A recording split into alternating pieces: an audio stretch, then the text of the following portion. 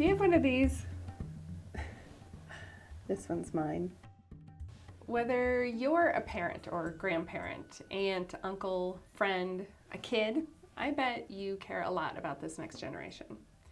I think about them often because I've been doing environmental work for more than 20 years, and the more I know, the more concerned I am about the world this next generation of humans and other species is going to inherit. Don't get me wrong, this is an exceptional world with all the perfect conditions for life to flourish, as it has for 3.5 billion years. But here's what keeps me up at night.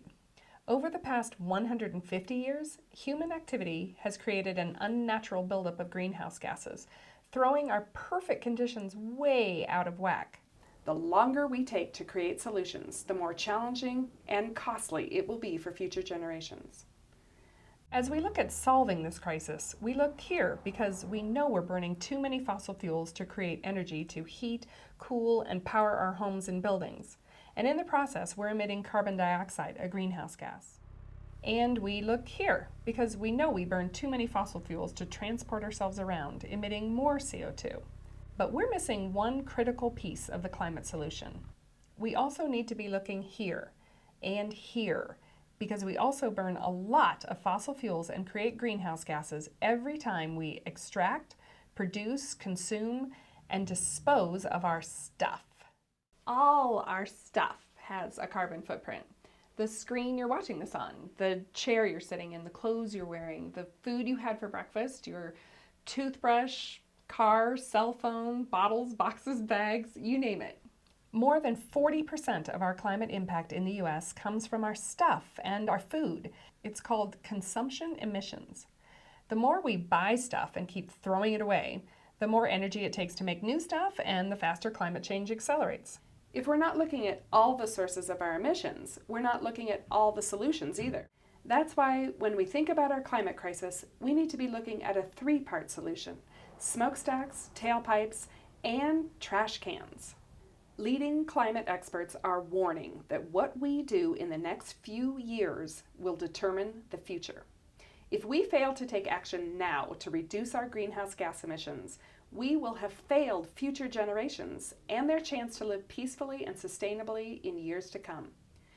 Well, the good news is, and there is good news, there's something you and I and our communities could choose to do today to change the course on climate. Enter zero waste. The solutions are so simple and impacting, future generations may wonder why we didn't start doing them a little sooner. So here are 4 easy things we can do now. If everyone on the planet used resources the way we do in the US, we'd need 5 planets to keep up. We can reduce our resource use to be within the planet's limits and reduce our greenhouse gas emissions by redesigning packaging and products to use fewer resources more efficiently.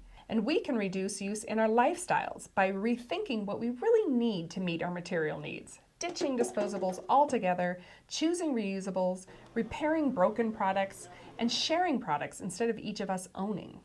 After we've reduced our use of resources, we need to get back to the basics and recycle, not just bottles and cans, but items like carpet, electronics, clothing, and concrete too. Recycling's been called one of the best kept secrets in climate change because it saves so much energy and reduces CO2 emissions. But Americans still only recycle 1/3 of their waste.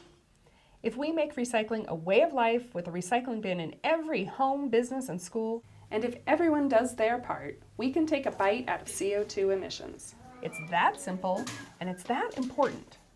Fully half of what we throw away is made up of biodegradable materials, including grass clippings, leaves, paper products, and food scraps.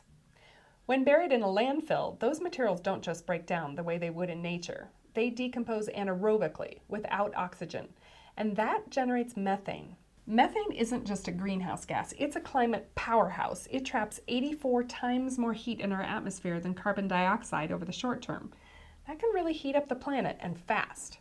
So instead of putting biodegradable materials here, we need to put them here, or here, in curbside or backyard composting bins. If we do that, methane emissions coming from landfills are stopped cold. Instead of feeding our landfills with food waste and other biodegradable materials, let's feed our soils, which are desperate for nutrients. Soil can actually help pull carbon down out of the atmosphere.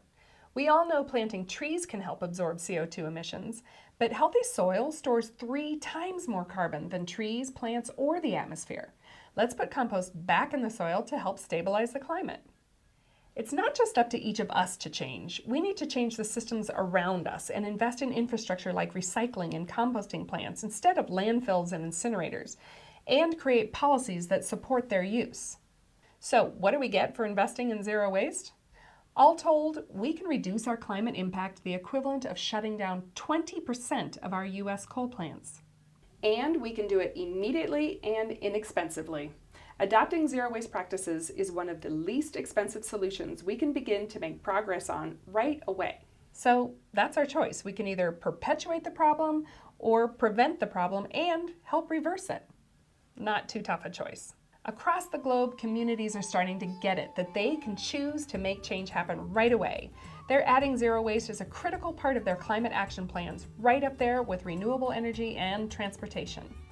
And that gives me hope, because I don't know about you, but I don't want to be part of a generation that blows it for the rest to come. I want to be a responsible adult the next generation can count on to protect them, to get realistic, roll up our sleeves, and make the tough choices. And the simple ones, to turn the tide and give them a livable future on a thriving planet. Now that we understand the connection between waste and climate, we have a moral obligation to do something about it. And we can. So let's do it. Now. Right?